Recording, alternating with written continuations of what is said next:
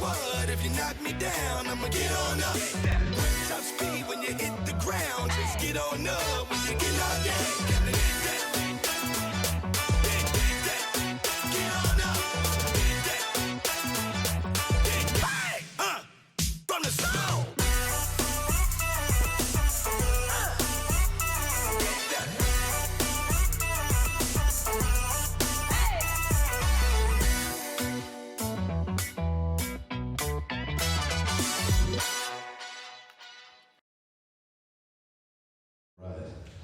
All right.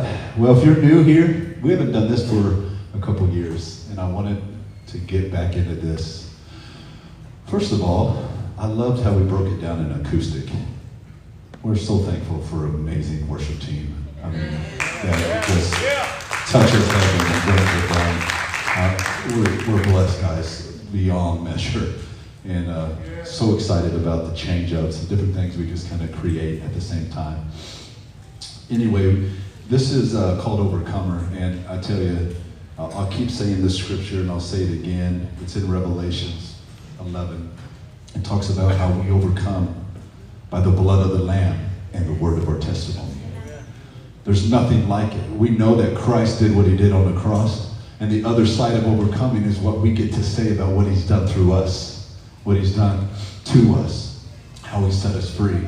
So a lot of times in church, there's times where people give testimony and give a quick testimony of what God has done in their lives.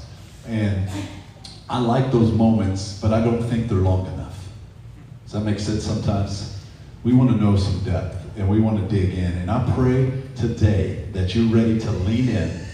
You got your seatbelt on, and you're ready to rumble with us as we get digging through the Word and through life of what God has done and what he's doing. And I couldn't ask for a better couple of two people that's going to help me kick this off than my mom and dad. So give my mom and dad a hand as they come up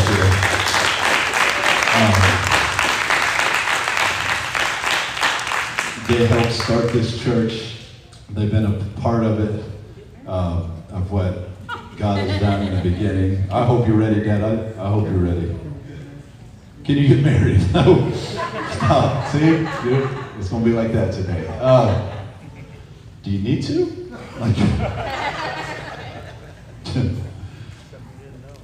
We got to make sure these are all on for you. You need this. You got to get this in your mouth.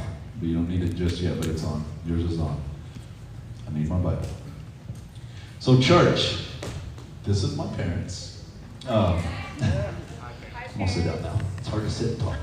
But, so, this is going to be exciting. I don't know how this is going to go. This is going to be fun. I hope you guys are ready. You're basically just going to sit in our living room and watch and listen to us. And that might be funny and might be serious, all in the same pan. But if you know my parents, like they've been a part of this church, obviously. They helped birth it. We're thankful for them because it was birthed in their home. Which was amazing over there in Terrytown, in a small home. Just for this, I mean, Mom, you guys, there's no way. You think about, so, we couldn't fit all these people in our home. And when we moved back home, we didn't have anywhere to go, so I moved back home. Like, it's different when you live at home. Any young adults that still live at home, it's a thing, you live with your parents, but it's different when you're married and have two girls and you live at home. Yeah. Weird. And that respect level, but also being a parent and trying to do your own marriage and stuff like that, trying to figure it all out when you move home because there was no place to live. Because it was like God said go, and we left. There was no questions asked. We didn't have to get it all in order. Plan A, B, C, and D. We just said, you said leave, so that means B, so we're going to take that step. And we went home. And so, before we get into that, I want to talk about, because you guys see my mom and dad all the time, and you guys all have different names for these people. They're my parents. Some call her Pastor Don or Pastor Jim. Some call her Nana, or Pops, or Papaw, Tataw, Hey you, fat daddy. I don't know. But, you know, Pastor Pops, I've heard that one. You said that one with Sam put a Coke can over that video. But you know, before all that, knowing who they are, you know, they were just people searching. So what I want to do, and I got my notes here, it's small notes, but I already know where this is going to go, but I want to talk about kind of how it started, Mom and Dad, when it began for you two, you know, and how life was individually. Not too deep, but how it was individually for you, how your life was, Dad, how yours was, Mom, before, you know, maybe tragedy struck, and how it was, and then when it came together. And then we'll guide through that a little bit. I don't know who wants to start first. Dad, did you just pass the buck? You gotta turn it on. I was thinking and pondering all this, and first and foremost, it's really an honor to sit here under the presence of God, and because if it wasn't for Him, I wouldn't be sitting here. If it wasn't for Him, we wouldn't all be sitting here, because it's all about Him. So no glory goes to anybody but Him. I thank God for the overcoming. I thank God for the testimony. I thank God. But through the blood of the Lamb and the word of, it started through the blood of the Lamb and the word of our testimony. I was raised in a Christian home. I was raised to be in church. I loved God. I sang in the radio stations when I was a little girl, so I knew the mic. My mom would always say, you know, you're going to learn that mic. At first I was like, I don't want that mic. And we're singing on a radio station. You know what I'm saying? Like, this is way back when. Some of you, it's going to tell my age. But it was the old radio stations when you had to turn it in and get your antenna and try to, you give me this wasn't mic, you could just plug it in and put it on your phones. And I learned Jesus in an early age. I learned scriptures. I was in missionettes, and missionettes was like a little training for young kids, and I learned all of what God wanted in my life. And just clip. So when I was 13, I was molested, and it opened up a whole different molestation, perverted door that I didn't even know anything about. I had no idea. I served and I did all my things that I needed to do in the church. And so something opened to me that wasn't good. And I never told my mom. And it was almost like you had to keep it tucked underneath you because it so violated you. Some of you that you feel that. Some of you you're going to be healed of that. And I still was in church. I still loved God, but now I'm hurt. And now I'm broken. And I didn't even understand what all that meant. You know what I mean? And so here's a doorway that I didn't even know that was going to try to invade my life. And so at the age of 16 is when I lost my mom.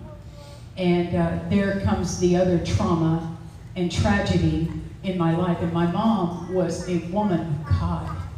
She moved by the Spirit of God. And there was times that, I remember when I was a little girl, there was times that we would be sitting like this. And the pastor would get ready to preach, and my mom would just walk right over to the piano and roll her fingers across that piano and said that he needs worship today. And the atmosphere would completely change. So that was in my house. If it's in your house, it can be in this house. Amen. If it's private, if you do something private, it'll display itself publicly. Amen. So whatever you do privately will display itself, whether it's going to be private with God or private in your perversion. Anyway, you know, God, you know, whatever you do privately will display itself. If you're angry, eventually it will show itself. Do you know what I mean? And so here I am holding all this stuff. And here down in my heart, I love God. I knew the word. I could quote the word. I see miracles and healings and deliverance. We walked in deliverance. There was people in our homes when I was a little girl that was so powerful. And I remember running underneath the chairs and just playing, not realizing the anointing that was sitting in my home. Now all of a sudden everything looked like it completely crushed and broke. Yeah.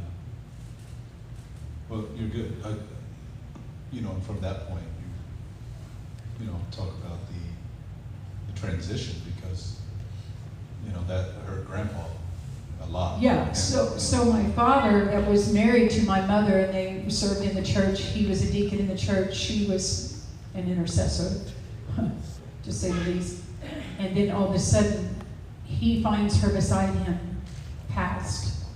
So my dad is lost and didn't know what to do. And when I lost my mom, I kind of lost my dad.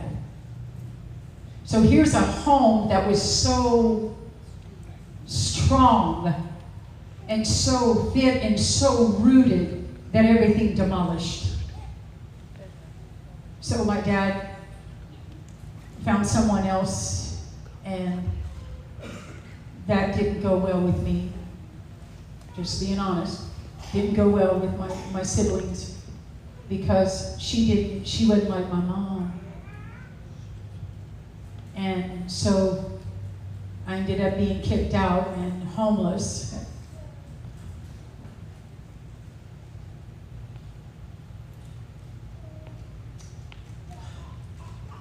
About 16 and a half years old. And my cousin took me in. What? And then I met this man right here. So there's 4 kids. She's one of the 4. She was called the black sheep, obviously. And because she was a bullheaded, she was named after her own father, Don, D-A-W-N, for a female. And then that all happens, and all the kids are scattered out of the house. Lost mom, lost dad.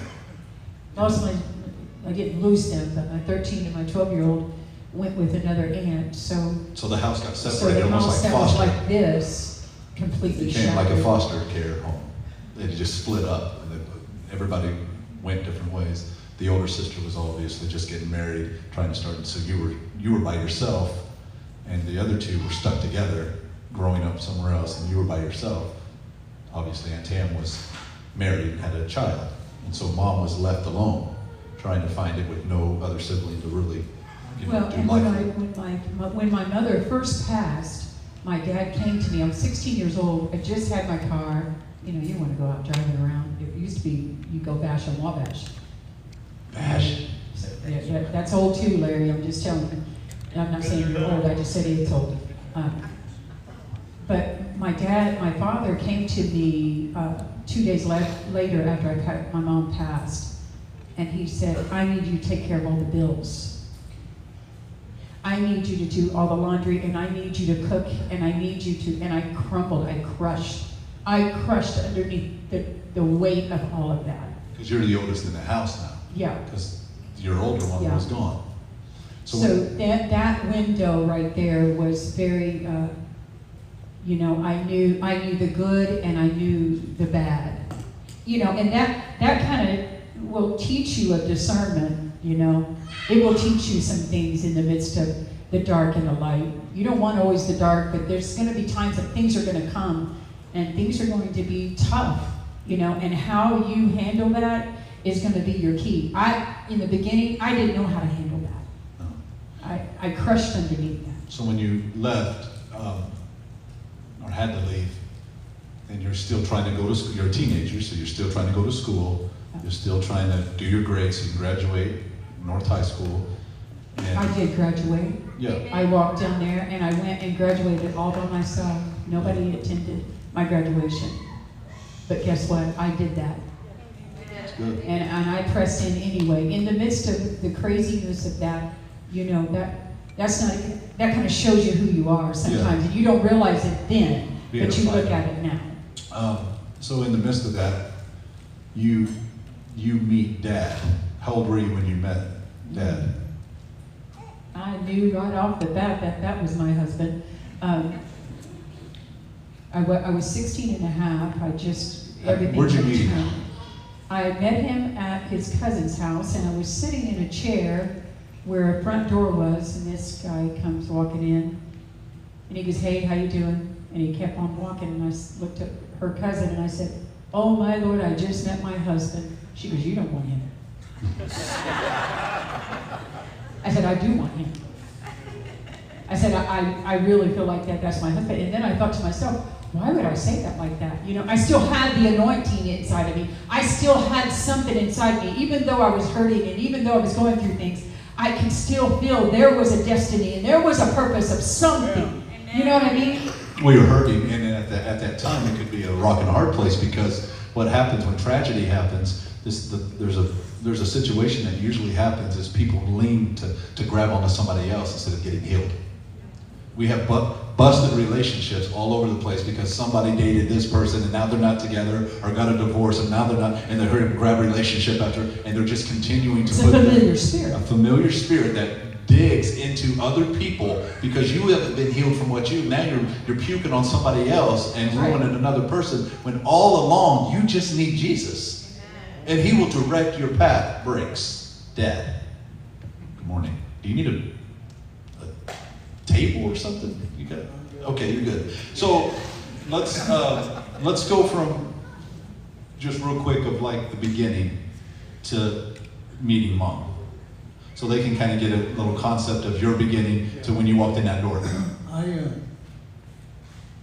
come from a completely different background. We never went to church.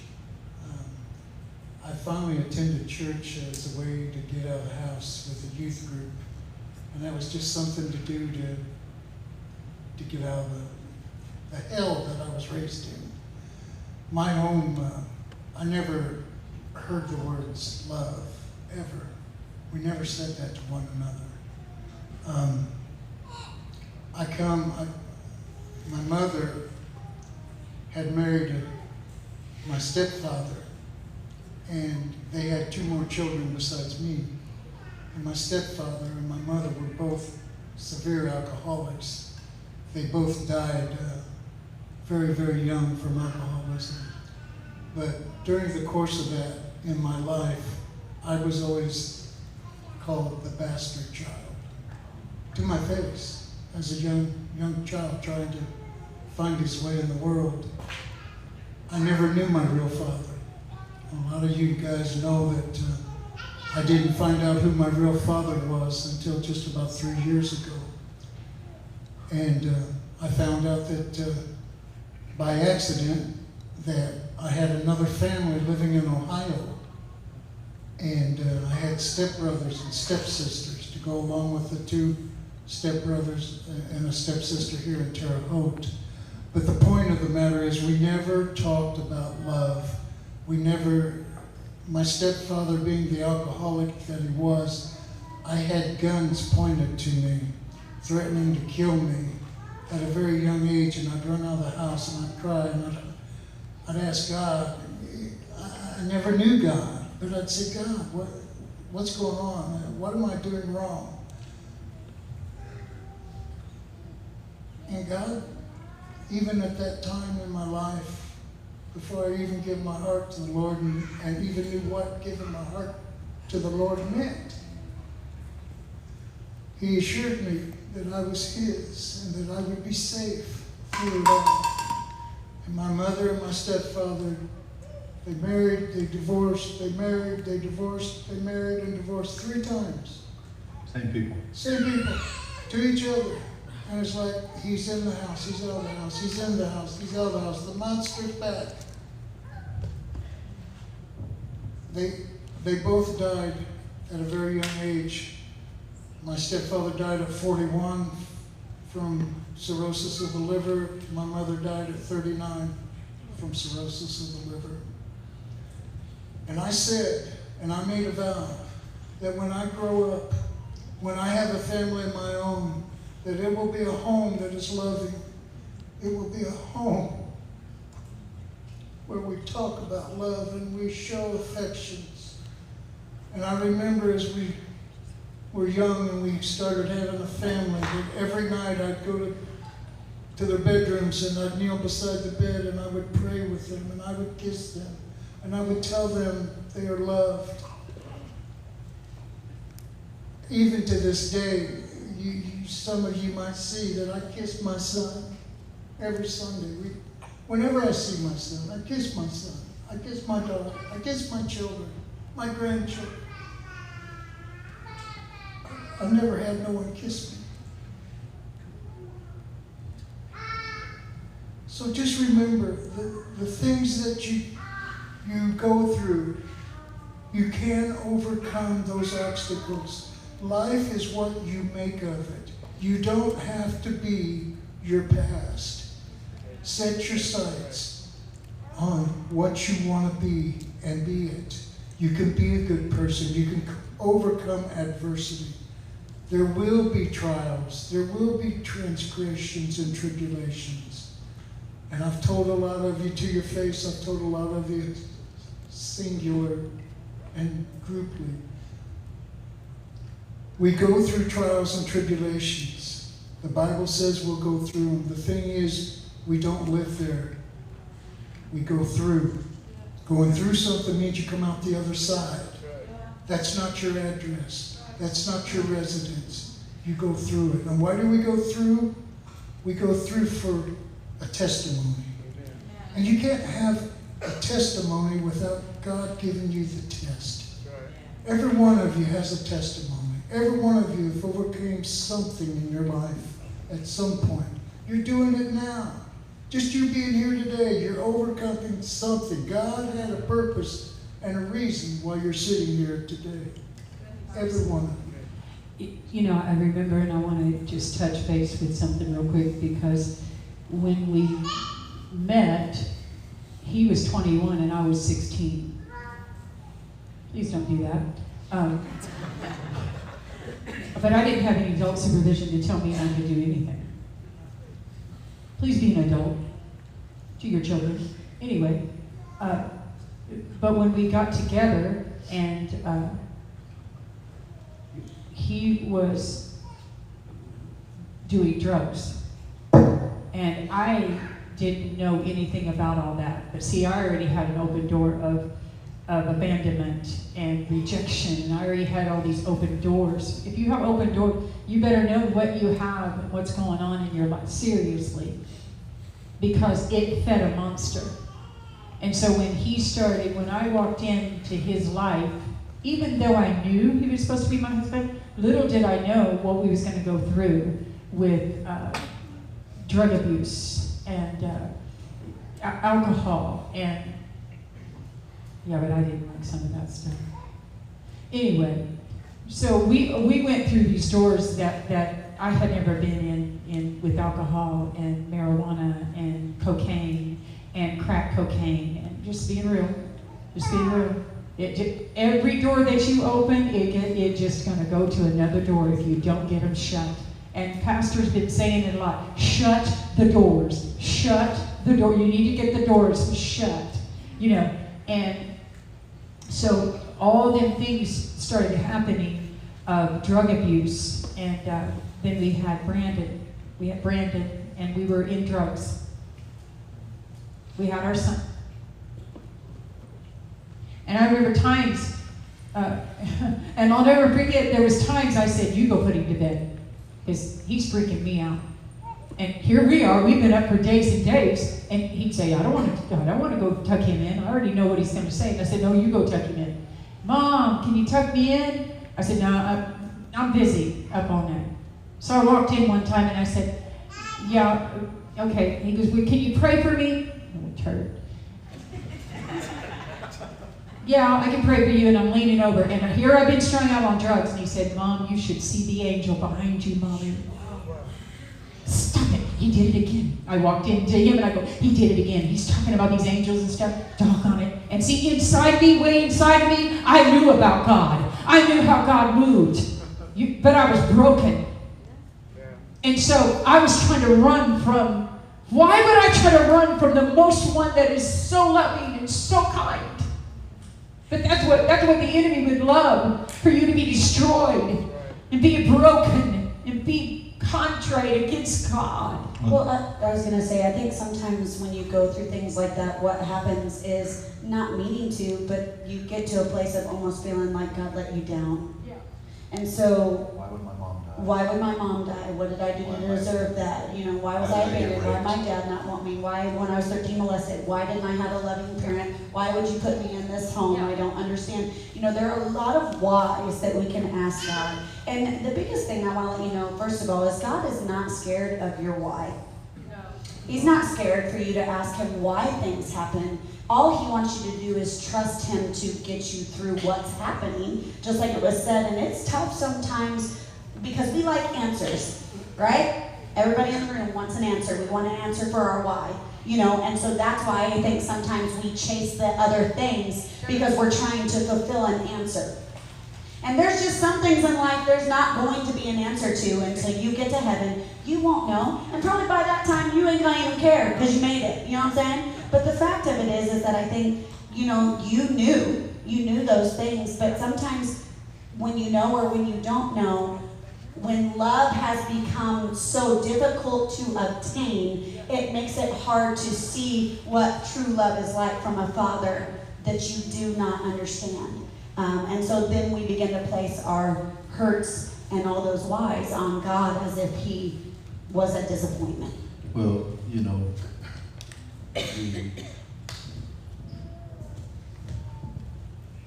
in that moment, you know, you talked about, like, you know, you were 21, so that you've already went through high school. Even though you were abused and called a bastard and a gun to your head and slept in a bush and whooped with cords and all the crazy stuff, you were still trying to father your stepbrother and stepsister, because you were the oldest, obviously. But not only that, there was still that trying to be that good coming out of him. He was the senior class president of North High School. I mean, he still was trying to be, it could have crumbled him, but he still tried to, in some way inside of his soul, try to socialize and be around and take care of and all the above of those things. And like you said, then I came on the scene. But inside of you, there was still that pull from what the Word of God says, because, you know, you two weren't definitely married and were pregnant with me. And we talk about what the Word of God says about all that kind of stuff and how to become one, and how God is desiring people to get it right, to get it together right. Quit practicing having family and playing house. Let's just do it right and take a knee and commit your life to each other and to God.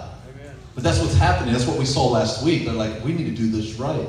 Well, you know, you got married on Valentine's Day and had me in May. Because you knew, like, I can't do this. I need to get married. I know I need to do the right thing. And they got married. In the midst of all this, just even in a small perspective of mine, as you guys were growing, as we were doing life just young like that, you know, there was, like he said, they were doing drugs, doing cocaine, not only doing it, but selling it. You guys were selling drugs, being drug dealers, having massive parties. And from my perspective as a little kid, you know, I grew up in this life. I didn't know anything different. I didn't know God. I didn't know church. I didn't know nothing. All I was excited about is seeing if I could pump the keg or watch them do lines of cocaine under the table while they rolled up their dollar bill and snorted it while I'm looking at them, pointing and laughing. I've seen all that. Now, that's nothing to be proud of. Obviously, that sucks. But the point is that was the life. That was, you know, I found God in a drug house. Like, we think it's only here at church you find God, which I love the church, and there's nothing like the gathering, but my salvation came in a drug house. Just saying, I know we'll dig in that in a minute, but in those moments, Dad, like, there was those times where you know, it was whatever. You guys did your thing. You know, just like when I broke my elbow, they're living a life for themselves.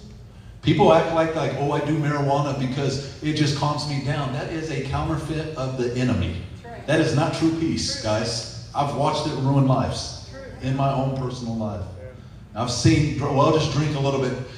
Your drinking has got you over the top. Now you're tipsy. Now you're passed out. It substitutes, and I'm running around the neighborhood, and my parents are passed out hanging over a couch and hanging over something. And I run home because I fell out of a tree that I shouldn't have been in because I had no supervision. And you see what I'm saying? Like, broken arm. But that was the life we lived. Mom, we would sit up at night. I've seen every horror movie possible with you. We couldn't wait till midnight to get a bowl of popcorn and watch Tales from the Crypt. And watch Hellraiser and watch Night of the Living Dead. You see what I'm saying? That was the life I lived. It was feeding the brokenness. Yeah, and so it just... was feeding yeah. And I'm a little kid curled up into mom watching this whole thing unfold, and then I become numb to all kinds of stuff because the gateways, what gates are open in your life, guys? Oh, there's a new scary movie coming out. We'll go see that. Ooh. You know, we're mad about the MTV Awards having the devil be the center of attention, but you got your decorations for Halloween all over your yard. That's right. If you want to be mad about it, be mad about it all over the place. Amen. Don't justify it to fit your needs. Amen. Anyway, that's a whole nother ballgame. But we started doing life, and there was still that brokenness in the life. But one thing I know, Dad, for you is, like I said, and you said it, is that no matter what you did would always tuck us in. You always kiss us and tell us good night. Even in the midst of the nights that we were high, I always felt, and I don't know why, I know that, well, now I know why, but God was using and tugging on my heart then, even in the midst of my foolishness, in the midst of my stupidness, that God was still saying, you're the father figure. You need to go in there and pray over your home and your child. And I'd be hiring a kite, kneeling down, kissing you, and praying. And it was only one prayer you knew, and I remember it. Down I lay me, down to sleep. I pray the Lord, my soul to keep. If I die, before I wake, I pray the Lord, my soul to take. That was his prayer to me every single night. Every night. He was high as a kite. He was drunk. He probably stumbled to get down to the floor on the bunk bed. But the point was, something was pulling him from his fleshly desires, knowing I have to do this. I have to do this. There's a story in the Bible with a demon-possessed man that somehow, in the midst of being possessed, runs to Jesus and said, Jesus, son of David! And then he has that encounter. There was something that still knows that he can do it. And there's still hope. Well, at this time in our lives, Don Ann was a manager of a couple of different nightclubs here in Terre Haute and a couple of different bars. And I would, you know, when she's manager, I would sit at the end of the bar and drink free all night until I fell off the stool or until the bouncers carried me out to the car because she didn't get off work till the bar closed, and that's 3 o'clock in the morning. And so, where was I? You were at Neighbors. As a matter of fact, you were at the babysitters. But that you didn't know. The point of the matter is that we lived that lifestyle for a number of years. We both saw the sun come up every night, you know. Every morning we'd been out all night waiting on her to get off work, and that's just the life we lived in 3 years, 3, maybe 4 years, and that was it. And I hung around with 4 guys in that time frame, and one of them's dead. One of them went to prison, got out of prison, and today he's back in prison. Another of those fellows turned his life around. And the other fellow, I have no idea where he's at. For all I know, he could be gone too. But the point of the matter is, I was one of them. God had a reason for me to get through that trial and tribulation, through it, so I could have this testimony. I invited several people here today and to bring their children, and I want them to know that I was just like you as a child. I struggled with who my identity was and where I fit in with people and what my life was going to be like and where do I go and how do I get there. And I finally realized that God had to be in the equation. I was working in the airline business, and Dawn Ann and I were still doing drugs. And Dad, before that, you weren't. You stood in line all night to see if you could get that job.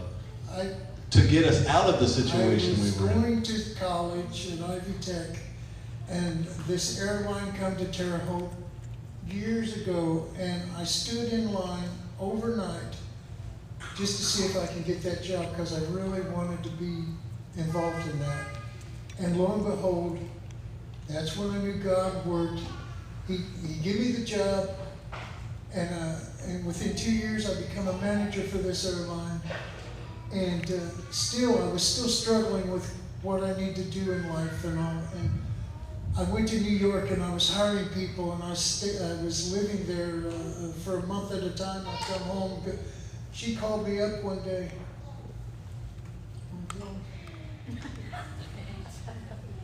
Well, let Mom tell you, because it's very, very, it's just surreal. Well, before you tell this real quick. So my dad's trying to better his life. He knows there's something inside of him, okay? We grew up in the projects most of our life. We just went from place to place in the projects, trying to make it, locked up in the system, trying to survive. And you were trying to get to a place, as an older guy now, understanding it. Before I didn't, us kids complain because we didn't get certain things that other kids got, and we're like, why would you, don't you care, but not knowing that there's, the lifestyle and what we're doing. And yeah, it was probably hard because it was twofold. Like, yeah, I can't provide for you with certain things you want because I'm stuck with doing all the stuff I'm involved in. My drugs are more important than you. My other things are more, I can't afford to, but you can afford to smoke cigarettes, and you can afford to do drugs, and you can afford to drink alcohol, but you can't afford to do that for me. This stuff's real every day, guys. And so they finally get to a place where Dad's traveling and providing for the family, which is about to change everything in our lives. But there was still no God. It was just like, Dad's got more money, but Dad's gone now. Dad's not around. And so there was a season where now I'm without a father, Dad's not present. And I'm going to get you to the story, but I'm going to tie this up real quick on this one part, because then Dad becomes a workaholic and is more worried about making money, providing for the family, than actually being present in the family. And it's a hard balance, because you want it so hard because you had to do that with your other kids, the siblings, and then you do it for us so hard that in those moments that you weren't even around. Now he's got a different addiction. It's not cocaine, it's not marijuana, it's just work. And then later, but by the time later happens, I'm already older. That's right. And so the balance to that is challenging. And I wasn't fully all the way older, but when that started settling down. Well, one thing you need to remember is I never had a father figure. So when I become a father, I didn't know how to be a father. I never had a man in my life. I never knew my real father, and my stepfather was an alcoholic and was in and out and in and out and in and out. So I had no example, no roadmap on how to be a father and what to do when you have a child. So that's what led to the trial and error phase of being a daddy. I was just thinking about this even too, is that the enemy will always use the things you lack to create a false supply. So when you're lacking something in your life, you will do whatever it takes to create that false supply. Even though you were supplying financially now and the things were done, it was still a false supply of that contentment and what you really needed for fulfillment, because you still lacked the knowing of a father and the knowing of God and the knowing, you know what I'm saying? And so he will always use your lack to create false supply through you. And, you know, and so giving your life to Christ is when things begin to turn around that you can. I'm just like Pastor Brandon said last week, making money isn't the problem, it's the love of it. When you begin to love things and try to do because you never had. So you were never not going to have now. You were at a thing of, I'm never not going to have. I'm not going back that way. And not that that's a problem of like, I want to make sure I provide, but it just wasn't centered yet. Well, it took you all over the world. I mean, from major countries to remote areas to castles to every place majorly in the country. So Dad's got the job. This is happening. We don't know Christ. Mom's still doing her thing. Dad's doing his thing. He's just doing it overseas now in other states. And then a phone call happens. What happened that night? So I was just thinking about how when we turn our heads instead of turn our heads towards God, and we turn our heads from God because of the why. And then God will use what you've been restored from to look at somebody else that has a loss, and you look them eye to eye and you say, don't turn from God, turn towards God. You know what I mean? God uses your overcoming and your testimony to bring a healing to somebody else. You know, I remember, and I'm gonna go back a few days before that all happened, Brandon. A gentleman that came to the house that was one of the drug dealers, and Pop's gone. He's in New York, but he's still strung out at night doing cocaine in New York. I'm strung out. And a gentleman comes to the home 3 days before all this happened. And you have Ashley now. I have Ashley and I had Brandon. So I think you were 7 and she was like 2. So here I'm strung out with a 7-year-old and a 2-year-old. And 3 days before this big turn came, this man came to our home and said, you'll want to take some of this. And I went to a place that I went to a verge of overdose. And I don't know if you even know this.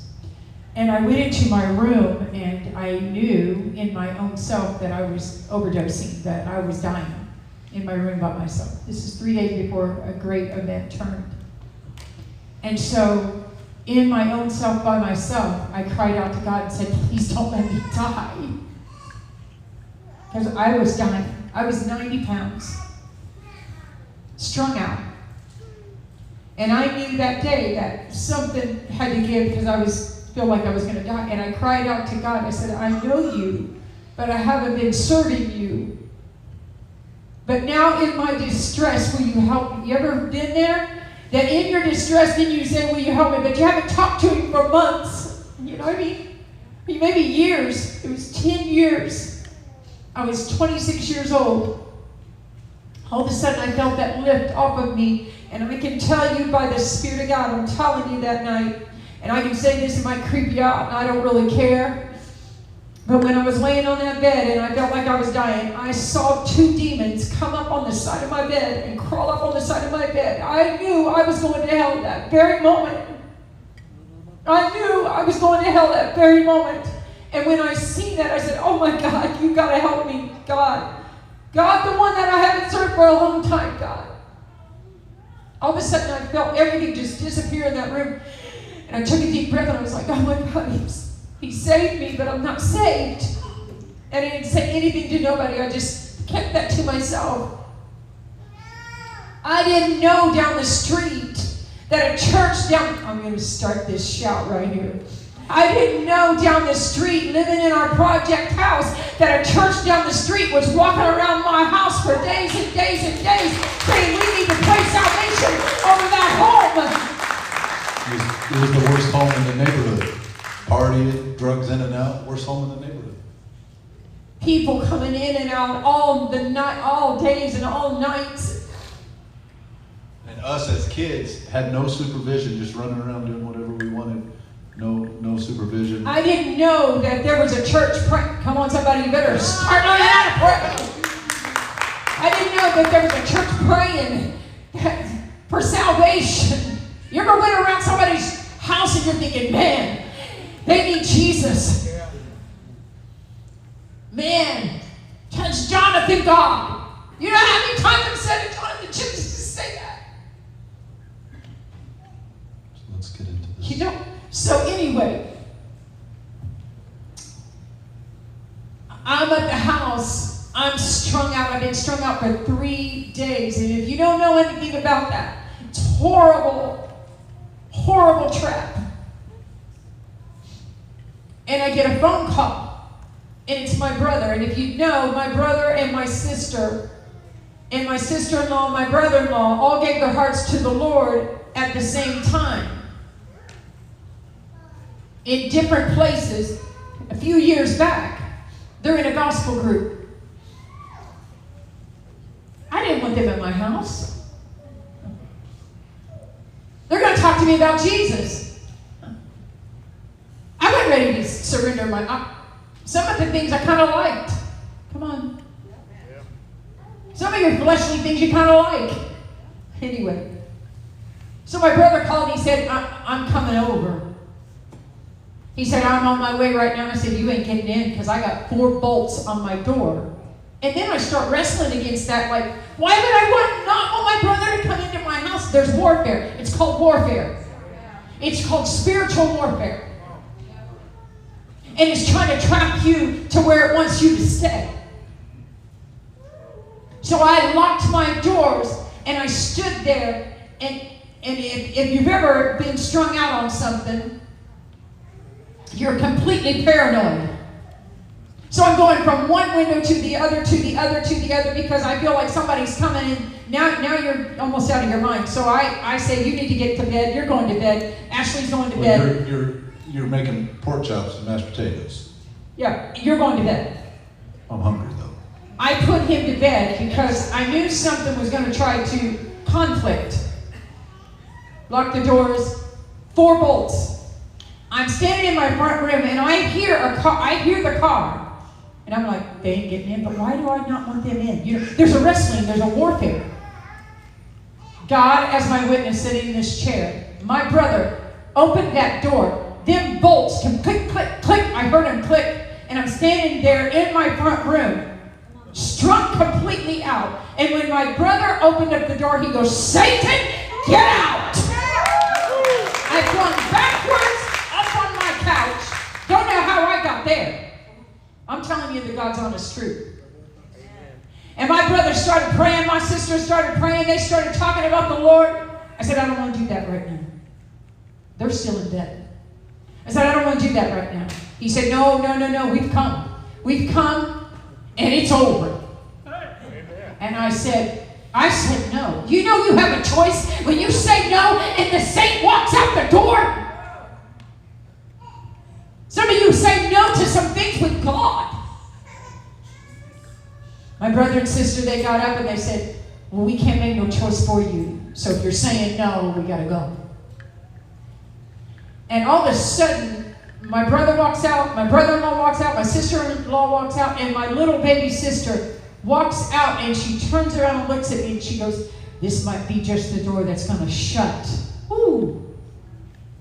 I ran to that door and stuck my foot in that door. It was shutting. I stuck my foot in that door, and they kept on walking, and it was dark. And I said, you can't leave yet. No, I mean, you can't leave. You can't just leave me like this. They didn't say a word. I'm in my front yard, Clint. I'm in my front yard, and all of a sudden I said, well, I need Jesus. And when I said Jesus, I hit the ground, and I started saying Matthew, Mark, Luke, John, Acts, Romans, 1 Corinthians, 2 Corinthians, Galatians. If you don't know, that's the books of the Bible. All of a sudden, the Spirit of the Lord that was within me come unlocking inside of my soul. They ran over. They ran me back into the house. I woke up Brandon. I woke up Ashley. They said, You didn't wake me up. Hold on. Back up. I ran out because Mom was in the grass laying down. And I was freaking out, and I'm yelling, what's wrong with Mom? Why is she laying down? And they said, well, God's doing something in her life, and she was speaking those books. I said, what is she saying? And then I'm like, Mom, wake up. And they're like, she's fine. I said, the mashed potatoes are burning. I'll never forget saying that, because she makes good mashed potatoes. Man. I kept saying, Mom, the mashed potatoes are burning. Yeah, you don't. And Ashley was still in the bedroom, and obviously you came back in, but you can finish. But when I came back in, he still gets mashed potatoes, I'm telling you right now. When I came back in, they said, if you deny Christ, he'll deny you. So you need to probably make some phone calls and tell somebody that you gave your heart to Jesus Christ. And they said, before that, do you have anything that you want to pile up in the front room? Pile up. I had 26 pounds of marijuana. I had cocaine. I mean, we started piling up in the front room. I started throwing stuff, pipes, everything else started coming. You better, somebody. Come on.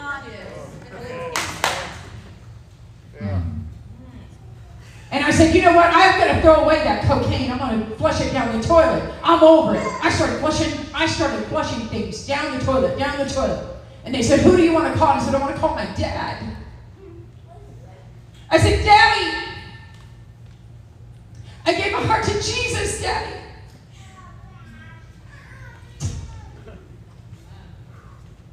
He starts crying over the phone, and he prays this power prayer that, see, I miss my daddy. I missed him.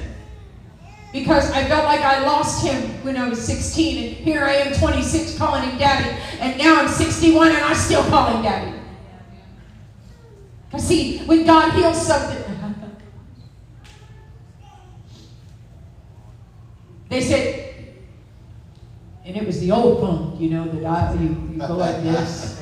If you don't know that kind of phone, then it goes ding, ding, ding, ding, ding, ding, ding, back. It's brown. It was the most ugliest phone I've ever seen in my whole life.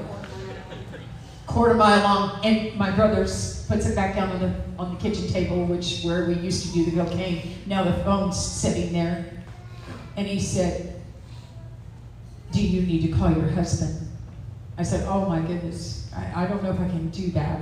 He said, "No, do you need to call your husband?" I said, "I'm scared." Because see, he doesn't know this person.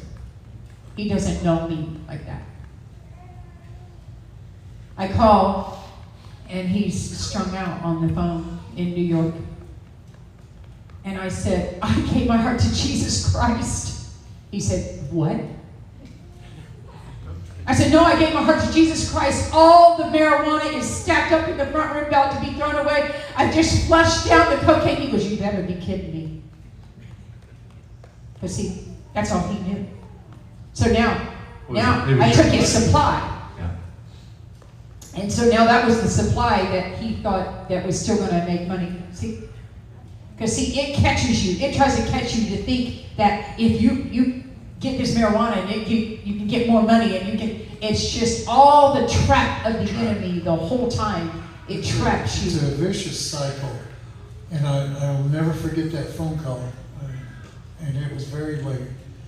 And I told her, I said, "Don't expect any miracles from me, because I like getting high. I'm not ready to quit." She says, "Well, you're not doing it here, because I'm done. And this is a new leaf and a new page." So I didn't know what to expect when I actually come home, because I didn't know what my house was going to be like. Because we've never really had God as the head of the house. We talked. You know, I prayed at night with the kids, and that's about the only God that I had any familiarity with. So I had no idea what my home was going to be like when I got back. But when I gave my heart to Jesus Christ, and Brandon came and knelt, and Ashley, we got Ashley up. She didn't really know all the difference of that because she was so young. But I'm just reminded of 3 days before I gave my heart to the Lord, I was in the nightclub and I did a commercial. This is how God works. I did a commercial for the television for the nightclub 3 days before I gave my heart to the Lord. Then I gave my heart to Jesus Christ, and I get a phone call after people found out that I gave my heart to the Lord, I get a phone call of asking me to do a club, but it was youth oriented, a Christian club, his place. And it was youth oriented, and they said, would you like to help run that? Now, I just come from a club last week, and now I'm going to run a club for Christian young kids. I mean, like, it just flipped just like that. They said, well, we want to do a commercial. Come on, somebody. So the week before, I did a commercial that was dark. And the week after, I did a commercial that was light. Yeah. Because he'll transform you. He'll make you new. So What's hard is, that happened in that church I was praying. Mom and myself and Ash started going to that church. Yeah, but I had a flat tire. You had a flat tire, but we had to walk. And we started walking to church.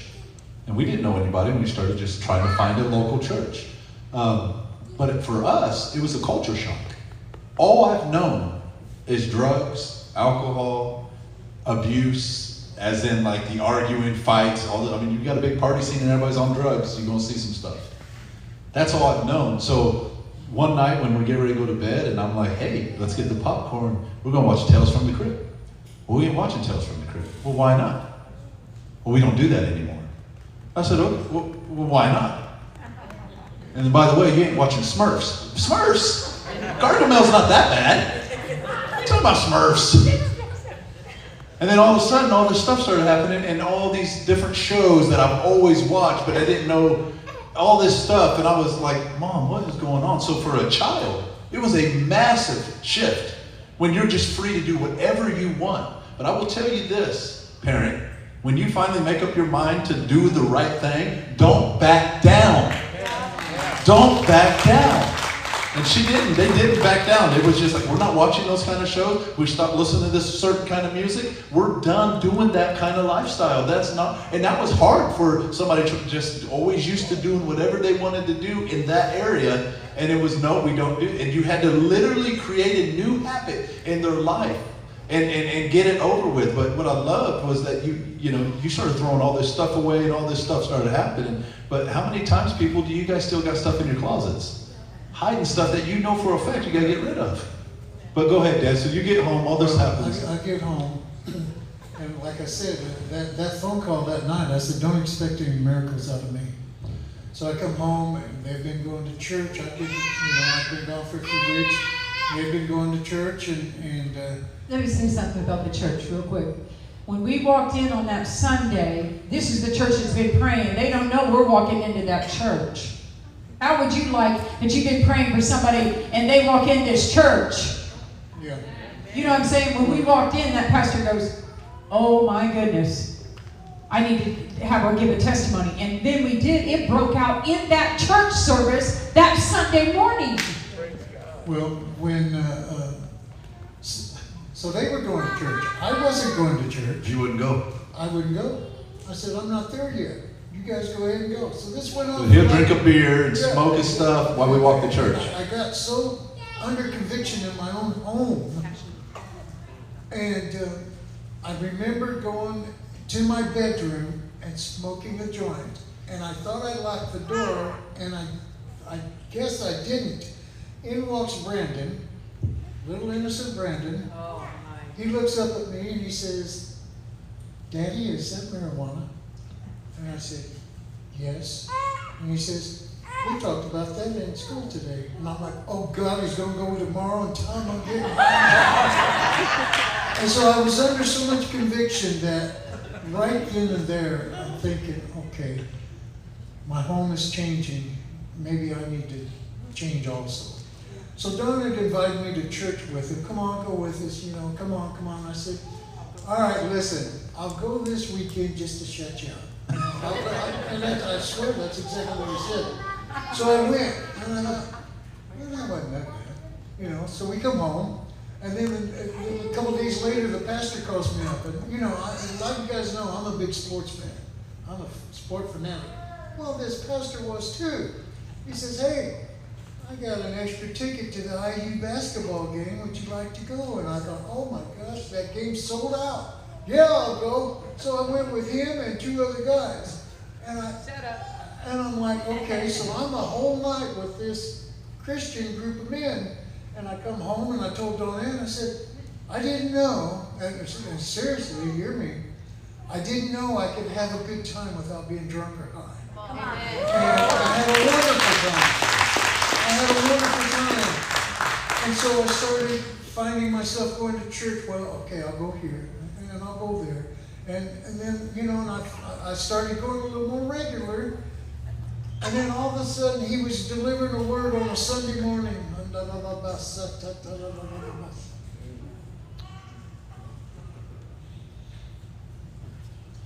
I couldn't tell you what he said or what the word was. I was in a zone of my own.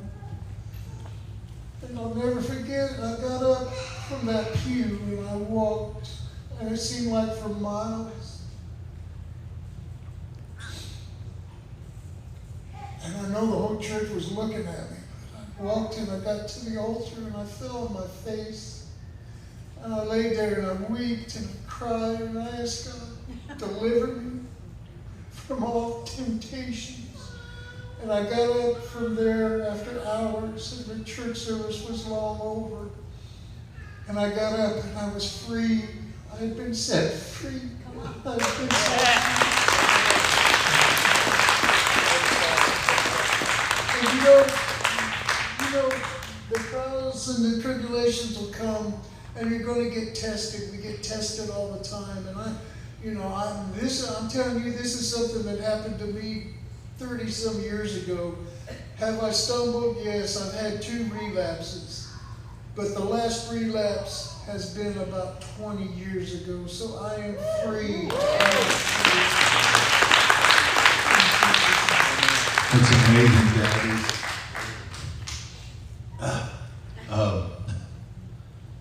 From that moment, he accepted Christ. The whole atmosphere of the home changed. When Daddy-O got it locked in, it really changed the atmosphere. And you still were working, but then we moved. We had to move because of your job. We moved to Ohio. We were living in the projects, and then all of a sudden, we're starting to live in a big old townhome with all the services, and then we moved to Arizona and lived in a big old house. And I was so afraid that when I stopped the drugs and the crazy lifestyle, that the money that had generated, what was I going to do to get more money?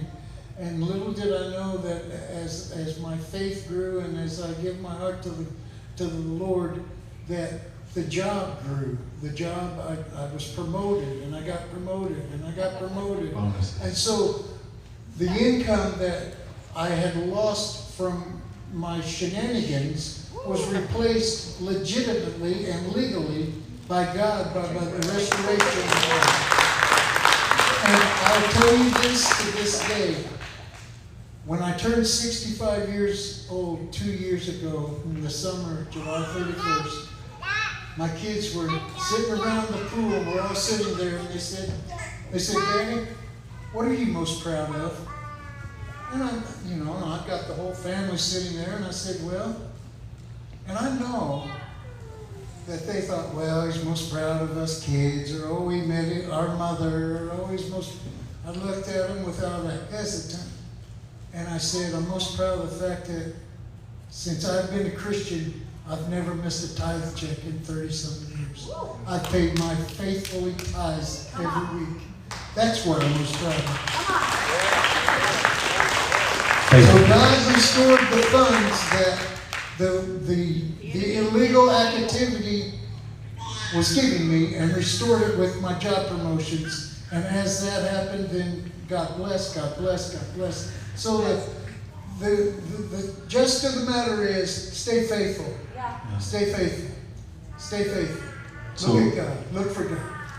So on the back end of this, as we moved to Ohio, this is a different deal. Now we're stepping into a home. We left a home we found Jesus in a drug house.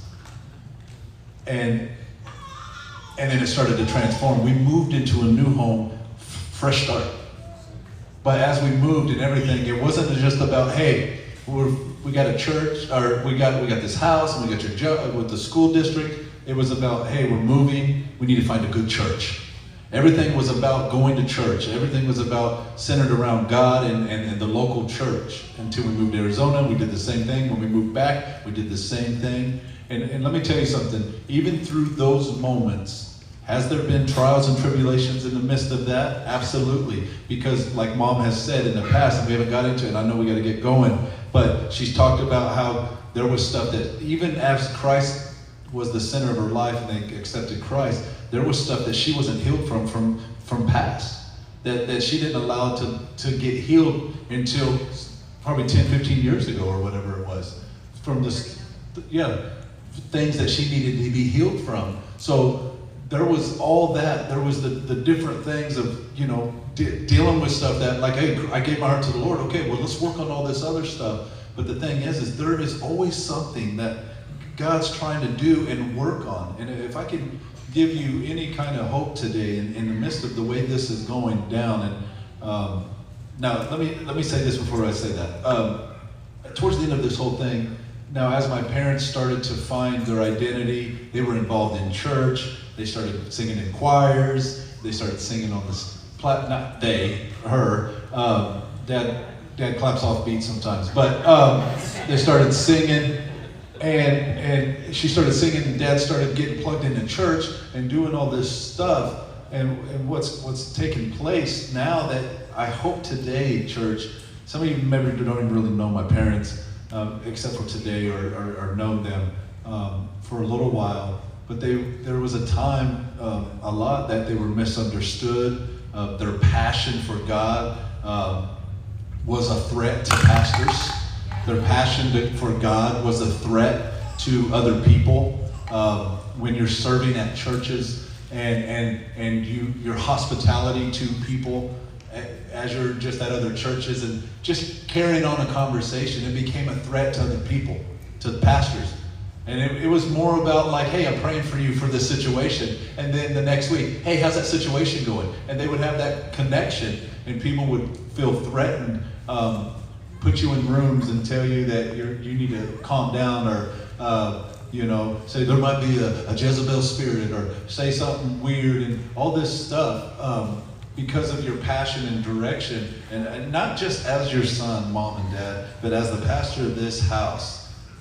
We're thankful and grateful for you. You don't ever feel threatened. I'm not threatened. I'm excited for what God's doing.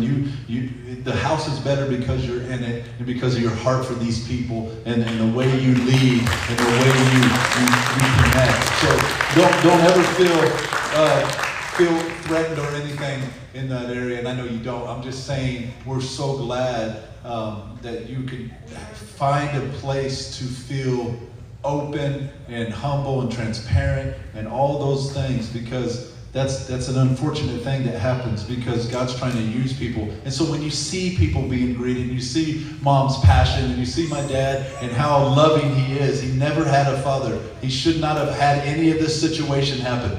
That what you see in that is because of God only. It's not because, look what I did. No, look what God did. Look what God truly did. And yet, the best is still yet to come. And so, did you guys struggle in your marriage and have ups and downs through having Christ in it, because you were still trying to figure out, I need healed from this. No, you need healed from this. We both need healed from this, and still finding God as the center, and then raising a family. And then He graciously allows us as people to say, let's start a church. We're going to use our house. And we're going to go ahead, instead of this house being a party house with drugs and we're going to make this house a house of prayer. We're going to transform it into a church. And then now we're going to celebrate 12 years as a church because of what God did over there on Thompson Street, over there by that church right over there on the other side of the town. It's amazing. Well, that's why when we started talking about doing the Overcomer series again, Brandon and I were talking, and he was mentioning certain people, and there are certain ones coming.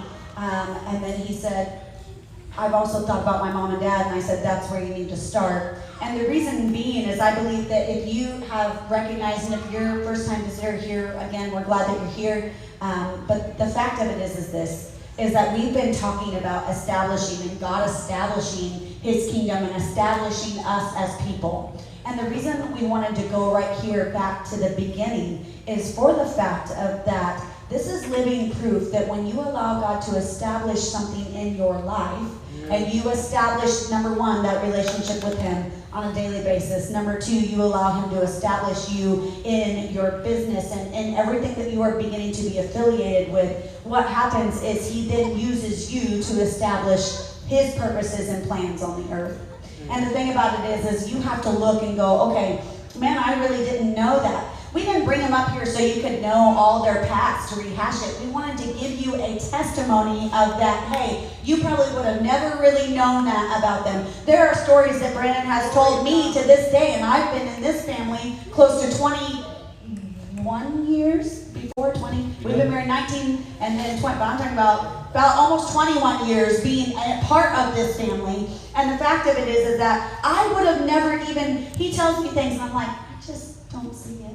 You know what I'm saying? Like because the blood of the Lamb God covers. just literally covers everything so much. And now what you have to see is the legacy that has been being built upon that establishment is so profound. And so for you guys to understand, when we start talking about legacy and what God wants to do in this church and the legacy project and the different things, it's because we are living proof of what He does when He establishes upon a firm foundation of who He is, and legacy begins to build legacy, begins to build legacy. The fact of it is, it's not anything for ourselves. All we're doing is to come up here to boast of the glory of God, that He saved every single one of us from something that we should not be here today. But if we did not have ones that said at the very beginning, hey, I'm going to give my life to Jesus Christ. Do you know what I'm saying? This would never have been nothing. And so what I'm trying to tell you is that for this to continue as a house of God, you have to allow God to establish you, because one day somebody's going to depend on you to say, because you allow God to establish you, I am now established. Yes. And look at what God is doing. Overcomers. Yeah. That's the point. That's the bottom line, church, in the end. I know what I loved is that it was a made-up mind, finally. That's what it takes. And what I loved, it was a little mark, and you said they invited me to a men's thing. Just like a men's event or the women coming together on Tuesday, there's more than just women just coming together. You'll never know what the impact it'll make. Amen. When you can rally together and create community and find that. We're going to pray. And I tell you, is this good, guys? Has this been good for you guys? Thank you, Mom and Dad, honestly, for coming up here and being just open and transparent with the church and just talking about what God has done in your life. There's so much more to talk about, but that's a lot in a nutshell. And we've overcome, and we're thankful. Dad, can you just pray over us to close us out, and then I'll put the music. Sign up in the back for barn party stuff and Wednesday, Tuesday ladies, Wednesday National Night Out, and Thursday youth over there. So we got a lot going on, but let's pray.